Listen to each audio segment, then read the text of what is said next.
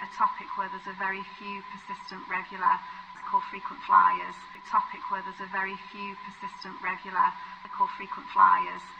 There's also a popular website called What Do They Know?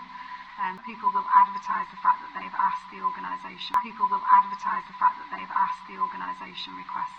So I'm going to hand over to Jonathan, because I've answered as much as I know, but Jonathan does it day on day. So thank you, Jonathan. Yeah, with regards to requests, we have all that information. So we have all the subjects that people make requests for. We have hot topics coming up time and time again. So we do record all that information to be able to see who's put the requests in.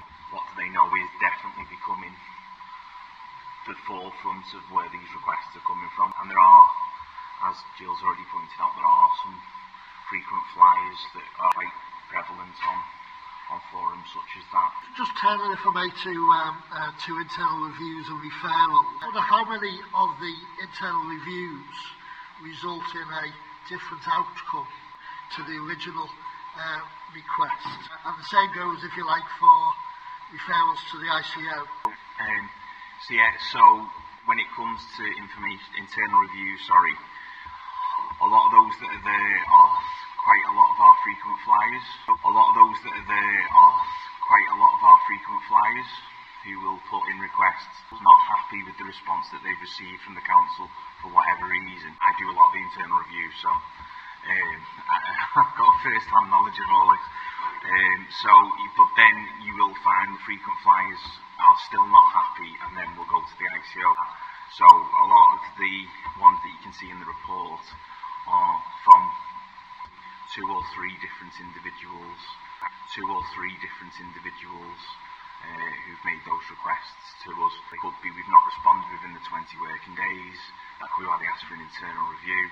And normally the result of one that's overdue, shall we say, is that we get that information out to. If we look at your point 8 about FOIs there, your number of requests year on year has gone up from 1398 to 1726, which is quite large. And if you compare us with Knowsley and Sefton, obviously we're an outlier there, far more work that you're having to do within Wirral. Are there any common themes that are coming out about what people are requesting FOIs for, and what can Wirral Council do to mitigate this and to really reduce these FOIs? Is it about information provision? What kind of information are particularly people concerned about? Thank you. Yes, there are some common themes, and one of the solutions can be to publish information that people are asking lots of questions about. Sometimes it's part of a process that the council is going through, and once the council has gone through that process, then the theme kind of dissipates and goes away because we've concluded a process. But whilst people are cross and angry about it, or upset and want to challenge it, they'll use FOI. So there are a number of sort of issues that can occur at those times. It is something that we look at as a team to see what we can do to try and remove the frequent flyers or to mitigate. Really, I'm hoping it's not meant to be a majority concern, but we're finding to residents to frequent flyers doesn't land particularly great with me as a member of the public, so just a clue to really consider our language in there. We are extremely welcome people contacting us, and we are running in time, and I think it's really positive that we reach out to understand and we have repetitive contacts. But we should use that. So my question is, in terms of the information, how we use it intuitively to respond to the residents, so it feels like the hypervision to the environment.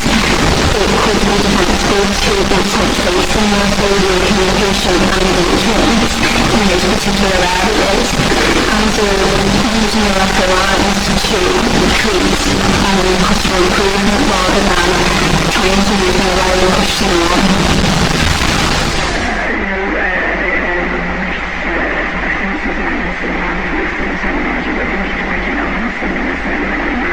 Address this issue, and I think the joy of having brought together the information management team into my team directress, I also have the comms team, I also have the obligation to be part of orchestra and council to make sure that decision making is transparent. So I think those three things are very easily put together in my sort of areas of responsibility. So there's something I feel very strongly and passionately about, in terms of how much transparency we have in decision making for our papers that we publish, but also for how much information to engage and meet and push out to our community. So it is very much in our minds. I think some of the people that are requesting the masters that we have to handle with have different agendas and can be quite difficult and troublesome to handle, but it doesn't mean that we shouldn't include them once. It just means that we have to just really think about how we can process those requests.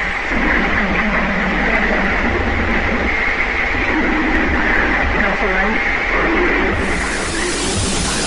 Councillor Johnson took much of my question on the FOI, but my sort of question was particularly now following on from I'm not surprised by the topics that are coming up. So I wonder, is there a piece of work around, I know, not just the communications that the council puts out, but how much the council is supporting elected members to communicate some of this information, because some of this information, I don't know, is perhaps being directed by particular political parties or particular members who are directing, I don't know, I'm not making allegations, but there is a certain connection between certain teams, and I wonder whether there's a piece of work that ensures that elected members are able to communicate that information out to the public, so it doesn't have to keep coming up again and again and again if you are getting similar questions. Thank you, George. I think that's a helpful suggestion, because there are some things that we can probably do member briefing on those hot topics.